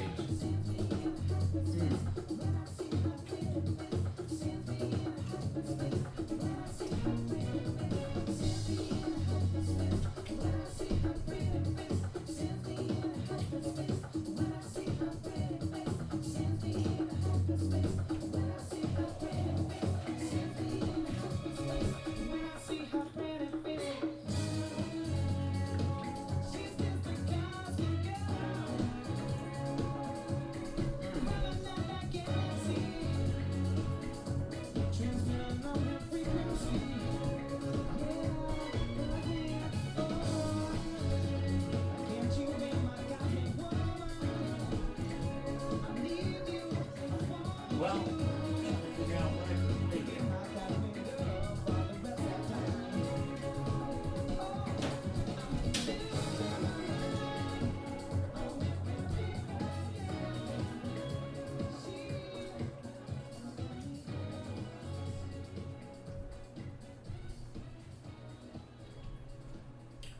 I think I'll transition a little bit. Try something.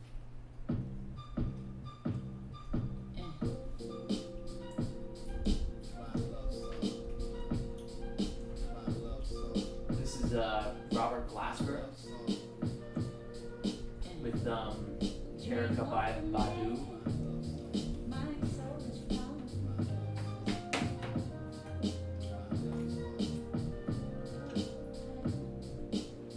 Tiny Desk is some good stuff. Oh yeah. A lot of fire under that tiny little desk.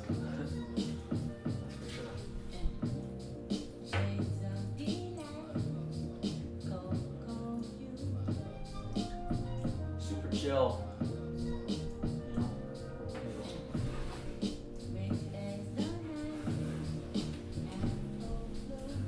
Dude, I can stand this big red gum. You can do it.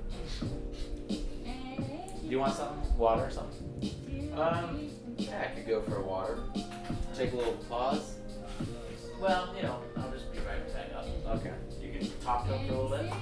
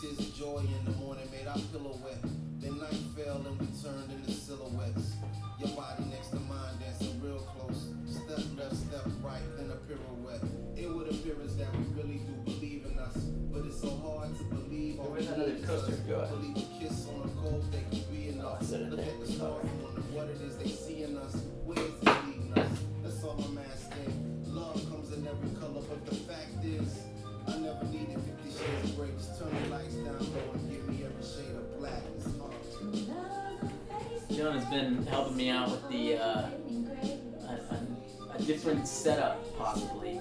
Maybe an extra camera here. So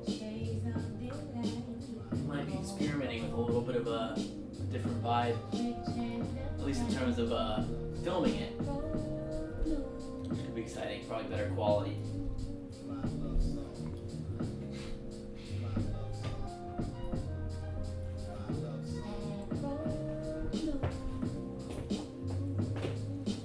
Thank you.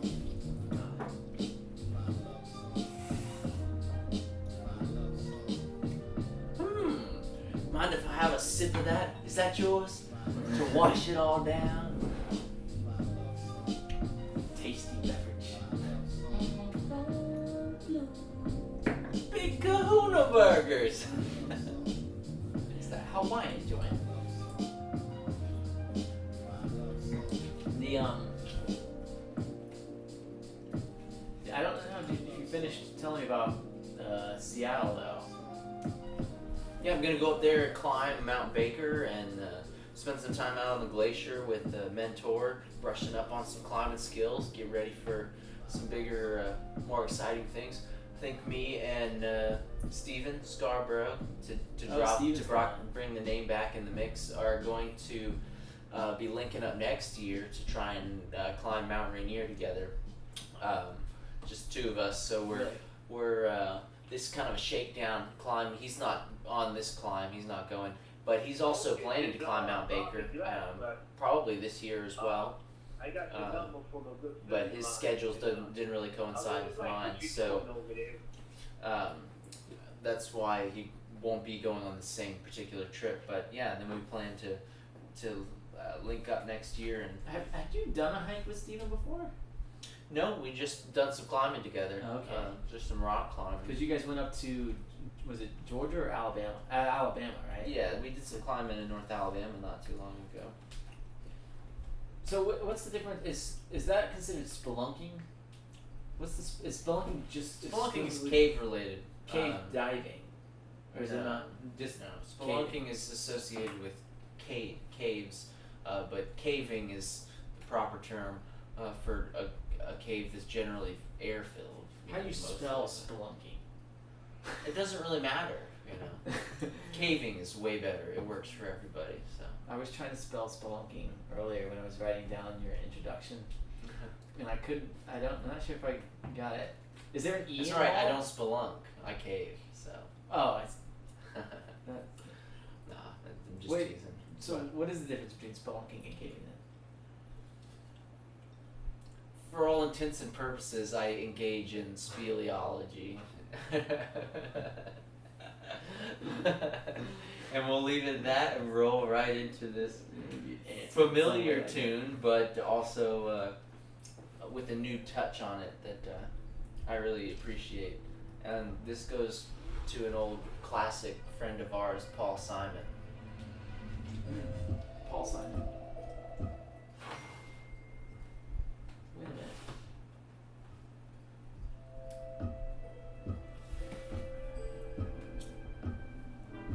I don't know if I can call him a friend. Maybe in some sense.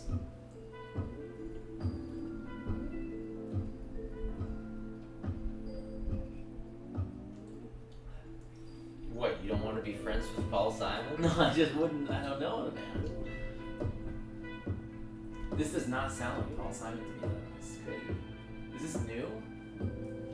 Yeah, it would be a newer song. Collaboration with another artist.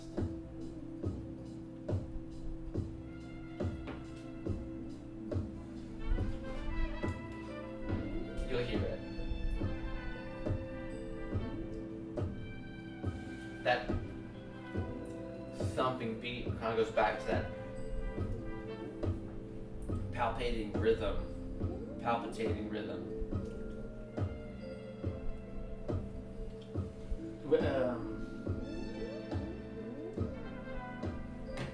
Referring to, like, sorry, you said that palpitating rhythm, but like That what? backbone that you feel in a song. Ah, I see. Okay, yeah.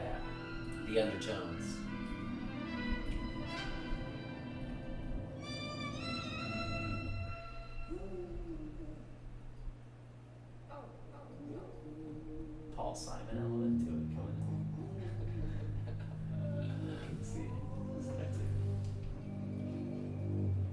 a walking man, led a fairly decent life, made a fairly decent living, had a fairly decent wife.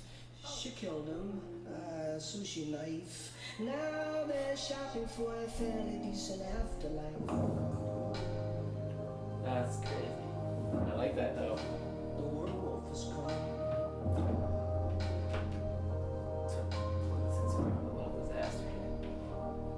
The fact is, most old bits are mixed reviews. Life is a lottery, a lot of people lose. And the winners, the grinners with money-colored eyes, eat all the nuggets, then they order extra fries. The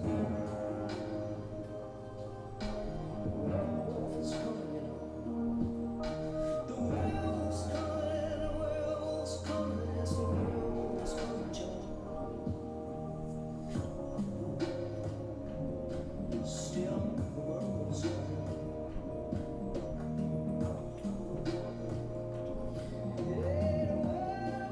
Do you get it? Do you have it got? Just the opposite, my friend. I'm not sure really. I mean, We're coming to the end of the rainbow, the lion and the spine through. what should I be listening to here? Okay. What else? I hear howling, prowling on the hill. The werewolf's Well, obviously you get the Paul Simon. Yeah. coming, the werewolf's coming, the werewolf's coming, Joe. But what strikes you about this? Like what? It's modern, but it's also nostalgic old. Just because it's Paul Simon and he's nostalgic and old? Yeah, he's an old fart. The doorbell's ringing.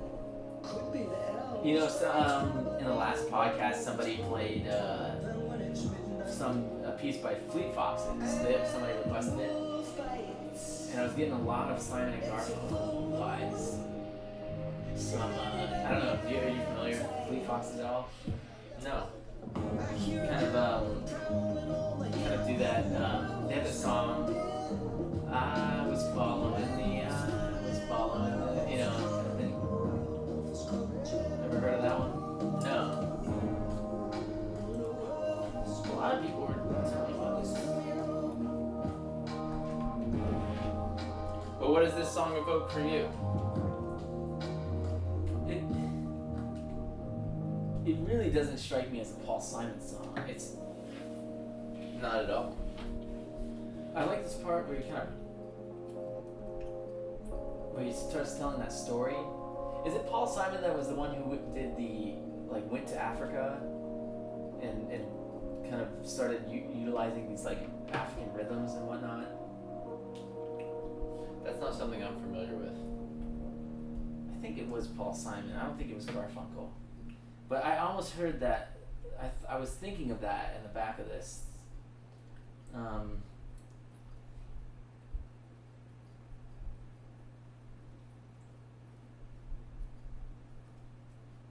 Is it? Let me look this up because I don't want to, generalize it.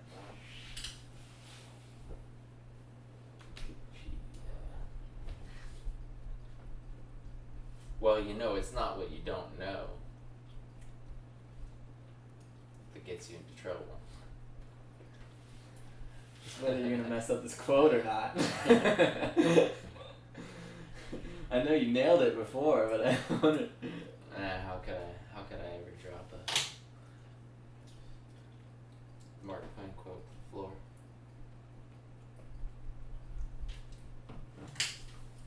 Simon Garfunkel.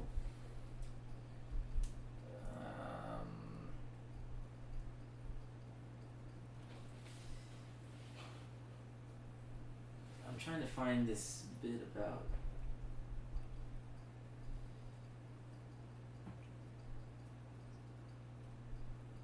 Simon.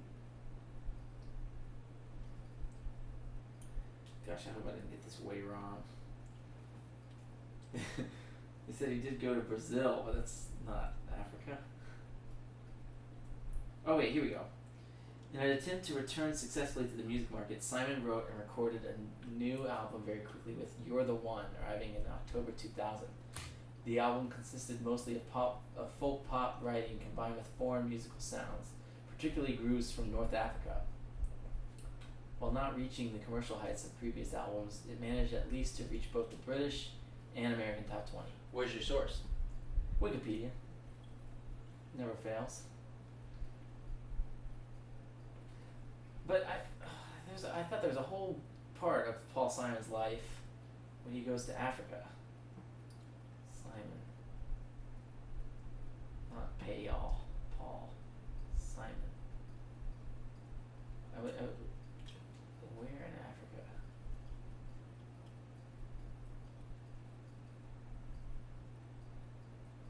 Why did Paul Simon go to South Africa? Paul Simon's joyous, vibrant Graceland, released 30 years ago today, remains one of the most beloved albums in pop history.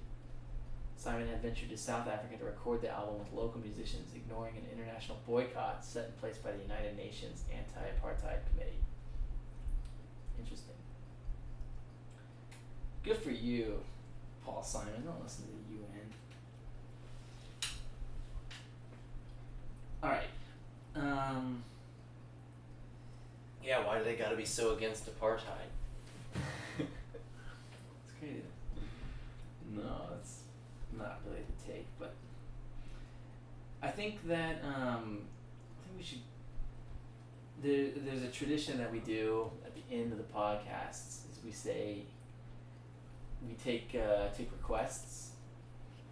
And honestly, I mentioned that not a lot of people wrote, but actually some people came in here with some interesting ideas. And I can only pick one, or we can only pick one. Somebody says Beethoven 7 would be something. Aaron says pedestrian at best.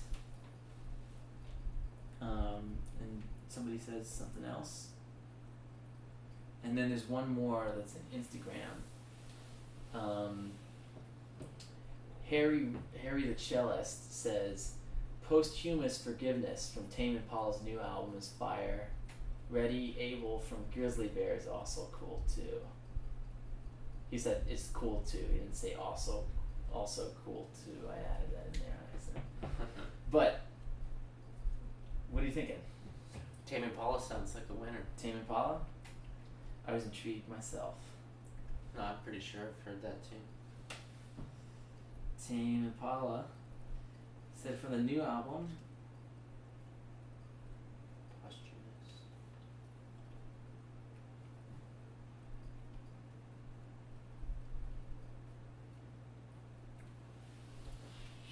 Oh, I do have this one saved. Let's give it a gander.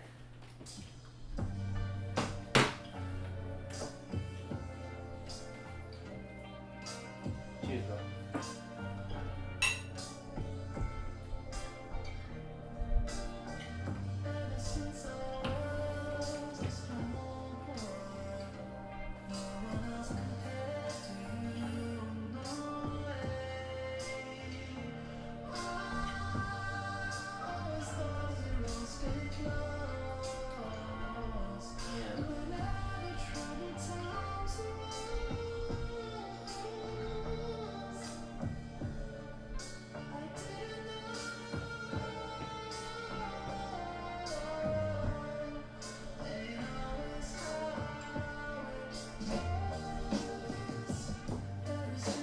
You know this one? Yeah.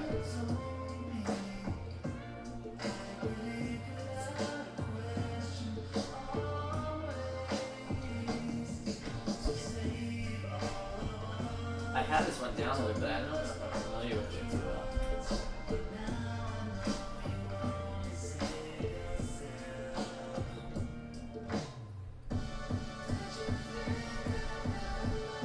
Wow.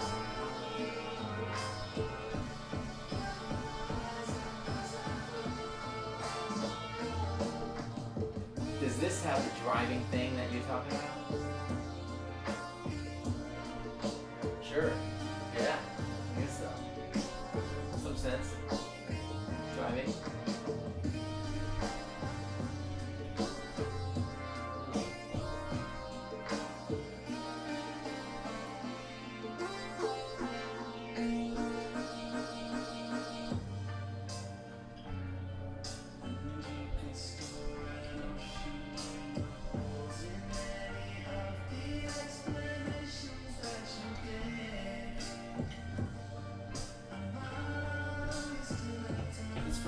2020 album.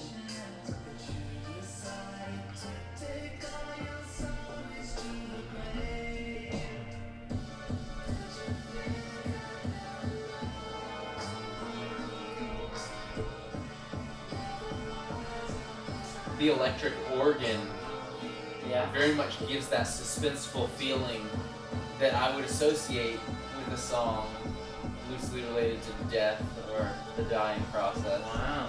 Yeah. The dying process. Yeah. I With that electric organ. must save this song.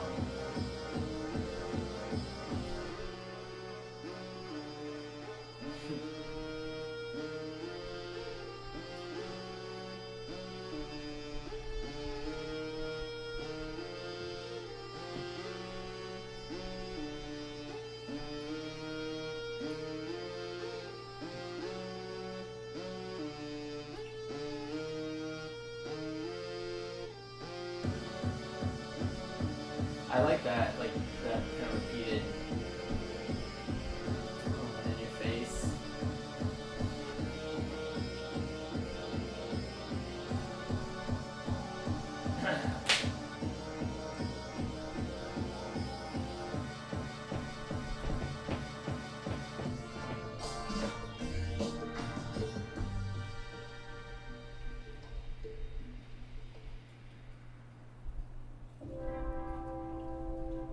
Yeah.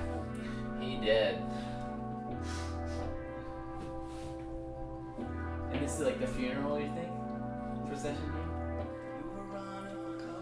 This is the thoughts of the person leaving the funeral and Okay. thinking, finally having a moment of sympathy for that person that they were So holding they're a grudge on. rivals. They were holding the grudge for a period of time against their father. Just kidding. I don't know. But Turning now me into he's- Melfi.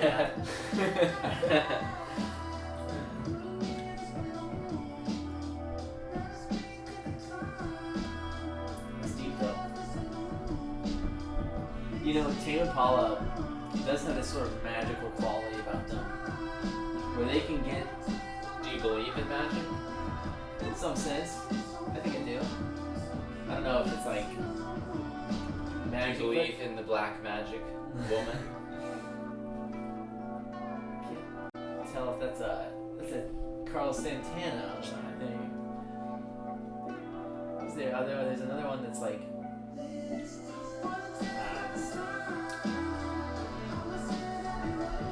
But they do have that quality to be able to like kind of. It seemingly puts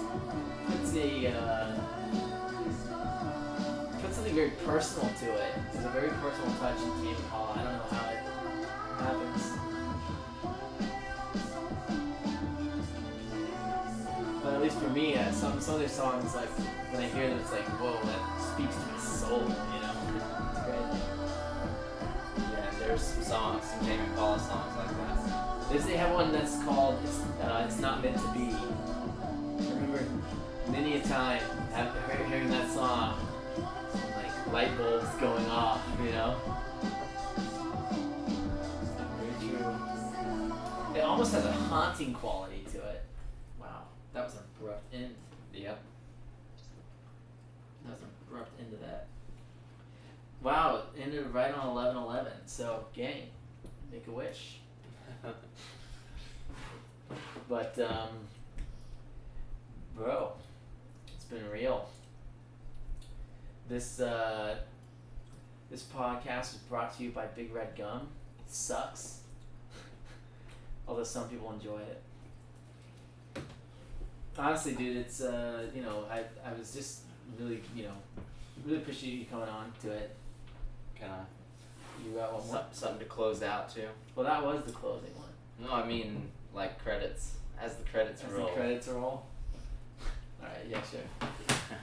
So you can go on. Well, I just wanted to, wanted to see what you've been up to, what you're listening to. And I had to have you on. I mean, come on. Well, I sure appreciate it. It's an honor to be here. I can tell by the way you dress, man. You got me like outclassed me on my own show. I don't know how I feel about that. I feel that way about myself sometimes. Damn, you outclassed yourself. I'm just kidding. Sometimes I guess it happens, you know. Well, cheers to those moments, I guess.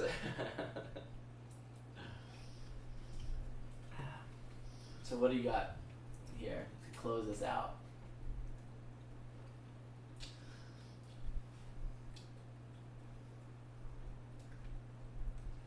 Sorry, I feel like I'm getting tired here. Only because...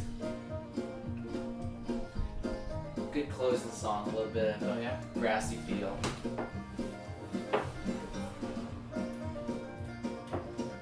Bottoms up. Mayhay. She said when the willows grow, oh, the branches of babies in the ground just like few old inches hurt her wrist. Yeah. That they don't mean nothing. Well, that's been real. We have our ending song here. Gang, thank you for tuning in. It's been real. I wish you your best on your quest in Seattle. Thank you. And as always, like and subscribe if you dig. Peace.